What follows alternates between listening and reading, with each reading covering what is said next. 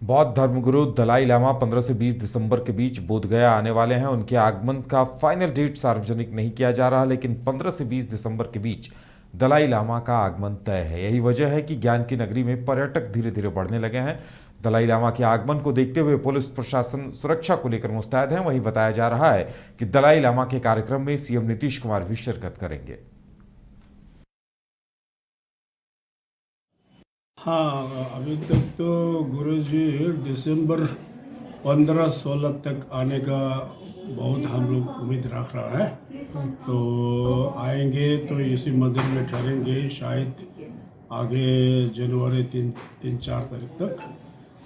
इसमें विशेष कार्यक्रम ये होगा कि 20 तारीख को कन्वेंशन हॉल में कल्चर एक्सचेंज के उसमें ओपनिंग होगा। उसमें गुरुजी बैठेंगे और बिहार का चीफ मिनिस्टर नीतीश कुमार जी और डिप्टी और भी कुछ सीएम लोग आ रहा है, और बुद्धिस्ट का संगा राजा और संगा 30 देश से लगभग 2000 तक वहाँ जमा होगा, और 2 दिन वहाँ वर्कशॉप चलेगा। तो 23 को बुद्ध ब्रिज के नीचे आकर उसको क्लोजिंग करेगा। उसके बाद गुरुजी का कालचक्र में जो प्रवचन है वो 29, 30, 31 3 तारीख गुरुजी का प्रवचन होगा। उसमें लगभग पिछले साल जैसे श्रद्धालु आएंगे 50-60 हज़ार तक। उसमें नगर जुना का जो टैक्स है छुइंग तेवा वो प्रवचन करेंगे, और तीसरा दिन जो है मंजूश्री का अभिषेक देंगे। तो जैसे 2024 के जनवरी 1 तारीख को गुरु जी की लंबी आयु के लिए पूजा होगा। तो ये जो है गुरु जी का इस बार खास प्रोग्राम इतना ही है, उसको ख़त्म करके फिर वो अपना लौट जाए। हाँ, अभी खबर बगहा से है, जहां अगवा सीएसपी संचालक सकुशल बरामद कर लिया गया है। 24 घंटे के अंदर अगवा सीएसपी संचालक को बरामद कर लिया गया। बेहोशी की हालत में नरकटियागंज रेलवे स्टेशन से अगवा सीएसपी संचालक को बरामद कर लिया गया है। बगहा एसपी किरण कुमार गोरख जाधव ने सीएसपी संचालक के बरामद होने की जानकारी दी। बता दें कि पटखौली ओपी के बरवल के रहने वाले राजकुमार सेंट्रल बैंक के ग्राहक सेवा केंद्र चलाते हैं। बुधवार को घर से बगहा के लिए निकले थे, जिसके बाद घर नहीं लौटे थे।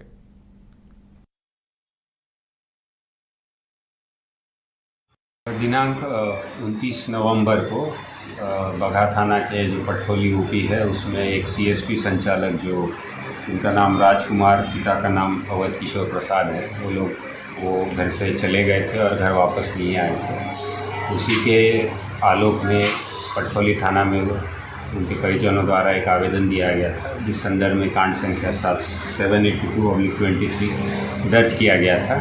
इसमें राजकुमार के बरामदगी हेतु एक एसआईटी का गठन किया गया था, जिसमें डीएसपी बगहा उसका नेतृत्व कर रहे थे। 2 दिन से लगातार पुलिस के द्वारा दबिश बनाई जा रही थी, कार्रवाई की जा रही थी, और जो सुराग मिल रहे थे उस पर जो है त्वरित कार्रवाई की जा रही थी। तो इसी कड़ी में कल दोपहर में उनका एक बाइक बरामद हुआ था, जिस बाइक से वो घर से निकले थे, और आज दोपहर में लगभग 1 बजे नरकटियागंज रेलवे स्टेशन पे जो राजकुमार है वो बरामद हो चुके हैं। बगहा पुलिस की टीम वहाँ पे पहुँच चुकी है, और जो भी बिहार के गया में बाबा बनकर प्रेतात्मा का झूठा हवाला देकर हटा देने का झांसा देकर 5,75,000 रुपए ठगी करने वाले एक आरोपी को गिरफ्तार कर ठगी कांड का गया पुलिस ने खुलासा किया है। एसएसपी आशीष भारती ने मीडिया से बातचीत करते हुए कहा कि 28 सितंबर को बोधगया थाना क्षेत्र के रहने वाले गोपाल प्रसाद की तरफ से गया साइबर थाने में लिखित आवेदन दिया गया था। घर पर 19 सितंबर को एक बाबा आए और बोलने लगे कि इनके ऊपर प्रेतात्मा भटक रही है, जो मारने का प्रयास करा रही है, और बाबा ने कहा कि एक ऐसी विधि है जिससे हम बचा सकते हैं।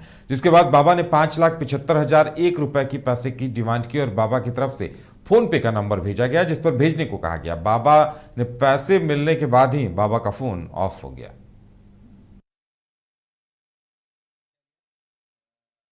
इस मामले में जो तकनीकी अनुसंधान है ये करते हुए इसमें पाया गया कि दरभंगा जिला का चंदन की इसमें भूमिका है, और इनके द्वारा इस घटना को कारित किया गया है, इसमें अंजाम दिया गया है। और उसके बाद यहाँ से टीम को दरभंगा भेजा गया, और दरभंगा से इन्होंने उस मोबाइल जो जिस फ़ोन पे मतलब जिस फ़ोन पे जिस मोबाइल नंबर के फ़ोन पे पैसा को ट्रांसफ़र कराया गया था, उसके धारक चंदन, पेशर नरेश लाल देव, साकिन जफरा, थाना पटना के विक्रम थाना क्षेत्र के महमदपुर गांव निवासी अभिषेक कुमार का बीते 29 नवंबर की रात सूरत में काम करने के दौरान केमिकल फैक्ट्री में आग लगने से मौत हो गई। अभिषेक की मौत की जानकारी जैसे ही घर वालों को मिली, घर में कोहराम मच गया। अभिषेक महमूदपुर गांव निवासी अखिलेश यादव का पुत्र था। अभिषेक के परिजनों की तरफ से बताया गया कि अभिषेक पढ़ने में बहुत तेज था। इंटर का फॉर्म भरने के लिए उसके पास पैसे नहीं थे। घर में आर्थिक तंगी देखकर वो सूरत कमाने के लिए चला गया और अब सूरत में एक केमिकल फैक्ट्री में काम करता था। इसी बीच जानकारी मिली कि केमिकल फैक्ट्री में आग लगने की वजह से और उससे संपर्क करने का कोशिश किया गया, संपर्क नहीं हो पाया। स्थानीय मीडिया से बात करते हुए परिजनों ने बताया कि 30 तारीख को ही अभिषेक के पिता सूरत के लिए निकल गए हैं। वहां शव की पहचान मुश्किल हो रही थी। फिलहाल डीएनए टेस्ट में जांच से अभिषेक की मौत की पुष्टि हुई है। इधर अभिषेक की मौत से घर के साथ साथ आस पड़ोस में भी मातम पसरा हुआ है। यहाँ घर पे जाने का मकसद उसका यही था कि 10th क्लास में वो फर्स्ट डिवीज़न लाया। फर्स्ट डिवीज़न लाने के बाद उसको 11th क्लास में एडमिशन हो गया।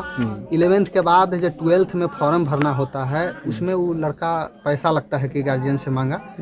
गार्जियन ने उन्हें आर्थिक स्थिति के कारण पैसा नहीं दे पाए। अच्छा। बोले कि कुछ हम व्यवस्था करते हैं, और वही वो कमाने निकल। हाँ, उसी के लेकर के वो कमाने निकलेगा कि फॉर्म हमको नहीं भराएगा, से 1-2 महीना पहले जाते हैं और कमा करके आएंगे, अपना फॉर्म को अप्लाई करके फिर से हम पढ़ना स्टार्ट करेंगे। तो वही में वो गया, वही में यह हादसा हो गया। हादसा एक बहुत दयनीय। मोबाइल से सूचना मिली है। तो मोबाइल से कोई सूचना दिया होगा ना, पुलिस दी है या कंपनी वाला? कन्हाई दिया है वार्ड। बांका में शिक्षा विभाग के अपर मुख्य सचिव के पाठक उत्क्रमित उच्च माध्यमिक विद्यालय फतेहपुर कठैल का निरीक्षण किया उन्होंने, और के पाठक ने प्रखंड शिक्षा पदाधिकारी को फटकार लगाई और कहा कि कबाड़ यहां से हटाइए, बच्चों को परेशानी होगी। जिसमें कक्षा में जाकर बच्चों से पढ़ाई और मध्याह्न भोजन के बारे में पूछताछ की गई। उन्होंने बच्चों से कविताएं भी सुनी। उन्होंने कक्षा 9 समेत अन्य वर्ग में जाकर बच्चों से पढ़ाई के बारे में जानकारी ली। वहीं कमजोर बच्चों को अतिरिक्त वक्त में पढ़ाई के बारे में प्रधानाध्यापक अरुण कुमार से जानकारी ली। सभी वर्गों से 5-5 कमजोर बच्चों की सूची देखकर उन्होंने नाराजगी भी जताई।